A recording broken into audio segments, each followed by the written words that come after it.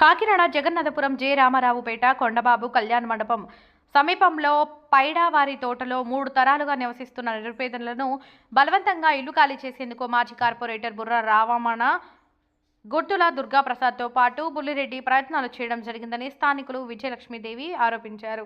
బుధవారం కాకినాడ జిల్లా కలెక్టర్ వద్ద ధర్నా నిర్వహించి అనంతరం జిల్లా అధికారులకు వినతి పత్రం చేశారు. కాకినాడ సిటీ ఎమ్మెల్యే వనమాల కొండబాబుతో పాటు పలువురు అధికారులకు వినతి పత్రం అందజేశామని, తమకు న్యాయం జరిగే వరకు పోరాటం చేస్తామన్నారు. అదేవిధంగా డిప్యూటీ ముఖ్యమంత్రి పవన్ కళ్యాణ్కు లేఖలు రాయడం జరుగుతుందని తెలిపారు. 65 మంది నివాసం ఉండగా 43 మందికే ఇల్లు స్థలాలు ఇస్తామని చెప్పడం విడ్డూరంగా ఉందన్నారు. మొత్తం 65 మందికి ఇల్లు స్థలాలు ఇవ్వాలని డిమాండ్ చేశారు. ఈ కార్యక్రమంలో లక్ష్మకాంతం, బూరమ్మ తదితరులు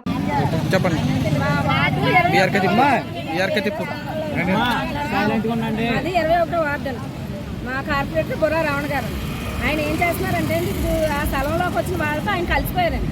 ఆయన కలిసిపోయి వాళ్ళతో పాటు కూడా ఈ 75 సంవత్సరాల నుంచి ఆయనకి తెలుసండి. అక్కడే పుట్టి పెరిగాం. మా అమ్మమ్మ వాళ్ళు కట్టారండి ఇల్లు. మా అమ్మమ్మ గారు చనిపోయారండి. మా అమ్మగారు ఏమైపోయింది. నెక్స్ట్ మేము 3వ తరం.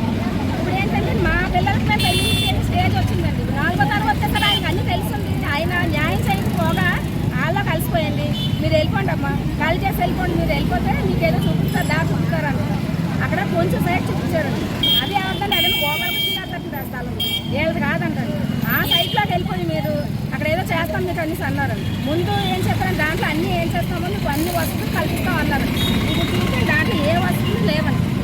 తర్వాత ఏంటంటే ఫస్ట్ మీకు ఎంతమందికి ఉంటే అంతమందికి ఇచ్చేస్తామని ముందు అన్నారు. కానీ ఇప్పుడేమంటున్నారంటే 43 మందికి కోర్టు లిస్టులో ఉన్న పేర్లు మట్టేస్తాం, కానీ మిగతా ఎవరికి ఇవ్వము, మిగతా వాళ్ళు మేమేం చేయలేమని ఖచ్చితంగా వచ్చి చెప్తున్నారండి. మొన్న రీసెంట్గా 8వ తారీఖుని ఆ పెద్దరెడ్డి గారు, బుల్లిరెడ్డి గారు, ఆయన ప్రసాద్ అన్న, ఆయన ఈ కార్పొరేటర్, ఇంకో దుర్గా ప్రసాద్ అని ఇంకొక అబ్బాయి, ఇంకొక 6 ఎంతమంది వచ్చారండి. వచ్చి ఏం చెప్తున్నారంటే వచ్చి అక్కడికి మీరు 8వ తారీఖుని అయిపోయింది కదండి, 15, 16, 17 మీకు రిజిస్ట్రేషన్ చేశాక 80,000 తెచ్చుకుని రిజిస్ట్రేషన్ చేశాక మీరు ఇల్లు ఖాళీ చేసి అప్ చెప్పేయండి మాకు అని అడుగుతున్నారండి. రండి రిజిస్ట్రేషన్ ఈ రోజు అయిపోతే ఆ మర్నాడే మీరు ఇల్లు ఖాళీ చేసి వెళ్ళిపోవాలని సార్. ఇప్పుడు నా సైట్ వెళ్ళి చూస్తామండి. ఆ రోజే కొంచెం స్థలం ఉందండి. ఆ కొంచెం స్థలంలో ఎవరు నిరికించేస్తారండి? ఎంతమంది అయినా ఒక్కొక్క ఇంట్లోని 10 మంది 11 మంది ఉన్నారండి. 3-4 ఫ్యామిలీలు ఉన్నాయండి. బుర్ర రావణ గారికి అన్నీ తెలుసండి. ఆయన కూడా ఆ ఏరియా మనిషి. ఆయన కూడా దాంట్లో వెళ్ళిపోయండి. పేదలకి అన్యాయం చేయడం అది ఎంతవరకు కరెక్ట్ అండి? ఆయన మేము అన్ని చూసి ఆయన అప్సైడ్ వెళ్ళిపోతే మేము ఏం చేయలేదు.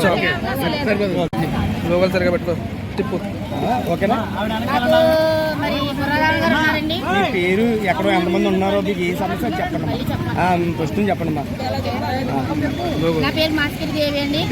మరి మేము ఉండి ఇల్లు అయితే మా కుటుంబాలన్నీ కలిసి 65 కుటుంబాలు ఉన్నాయండి. మేము 75 సంవత్సరాలుగా అక్కడ మా అత్తగారు, మా మామయ్య గారు, మా మామయ్య గారు బాబు వీళ్ళందరూ ఉన్నారండి. నేను వాళ్ళ కోడల్ని. మరి మేము 10 మంది నెంబర్స్ ఉంటున్నాం. మా మధ్య గారు మేము అందరూ ఉన్నామని 10 మంది నెంబర్స్ మా ఇంట్లో. అలాగే ఒక్కొక్కరి ఇంట్లో కూడా 15 మంది నెంబర్స్ ఉంటున్నారు. సడన్గా ఏం జరిగిందంటే మొన్న రీసెంట్గా 3 నెలల క్రితం ఆధార్ కార్డు ఇచ్చుకుని చెప్పేసి మీకు ఎక్కడి వాళ్ళు అక్కడే ఇచ్చేస్తామని చెప్పేసి మాట్లాడని చెప్పేసి ఆధార్ కార్డు ఇచ్చుకున్నారు. మేము గొర్రెల్లో అందరూ ఇచ్చేసామండి. ఇచ్చేసి సంతకాలు పెట్టాం. మాకు ఎక్కడ ఇస్తారు కదా మేము నమ్మకంతో ఉన్నాం. సడన్గా ఏం చేశారంటే 1 నెలలు పట్టించి మాకు టార్చర్ ఎక్కువైపోయింది. మీరు సడన్గా తీసేయండి ఇల్లు అని అడుగుతున్నారండి. మాకు ఏం చేయాలో అర్థం కాక మరి అధికారులను కలుద్దామని చెప్పేసి కలెక్టర్ ఆఫీస్కి వచ్చామండి. మేము మరి ఏం చేయాలో అర్థం కావట్లేదు. మీరు న్యాయం చేయాలని మేము అడుగుతున్నామండి. అలాగే ఇప్పుడు ఏం చేయాలో కూడా దిక్కుతోసిన పరిస్థితిలో చెప్పలేకపోతున్నాం. పిల్లలతో ఉన్నామండి. అలాగే వర్షాలు వచ్చినా మునిగిపోతున్నాయి. మొత్తం చాలా ఇదిగోండి. ఒకసారి మా ఇంట్లోకి మీరు వచ్చి చూడాలని మేము కోరుకుంటున్నామండి మీడియాని. మరి మాకు కౌన్సిలర్ గారు బుర్రరావణ గారు మేము 20 సార్లు నక్కించుకున్నామండి ఆయన కావాలని. ఎందుకంటే మా ఏరియా మనిషి అని చెప్పేసి ఇప్పుడు ఆయన ఏం చేస్తారంటే 4 మనుషులు ఒకసారి తీసుకొచ్చి సందలో పొద్దున తీసుకొచ్చి మీరు ఇల్లు ఖాళీ చేస్తారా లేదని మమ్మల్ని చాలా టార్చర్ పెడుతున్నారు. ఆయన కూడా ఇంకా చాలా మంది వస్తున్నారు. వాళ్ళు కొంచెం కూతురు కూడా మాట్లాడి ఆడవాళ్ళని అశబ్దంగా మాట్లాడడం కూడా జరుగుతుంది. కానీ ఏంటంటే మేము ఏం చేయాలో అర్థం కాక అలా చూస్తున్నాం. ఎందుకంటే మాకు ఏది లేదు, ఆధారం, ఓ పట్ట లేదు, ఓ ఇంటి పని లేదు, ఏమీ లేదు. మరి మా పూర్వీకులు మా పెద్దవాళ్ళు ఉన్నారంటే మరి ఆ పెద్దవాళ్ళు ఏదో చెయ్యాలి. వాళ్ళు ఏం చేయలేకపోయారు, మేమేం చేయలేకపోయాం. మేము ఏం జరగట్లేదు కదా అని సరే మేము ధీమాగా కూర్చుని ఉన్నాం. కానీ ఇప్పుడు ఏం జరిగిందంటే మా నెత్తి మీదకే కుంపల్లా వచ్చారు.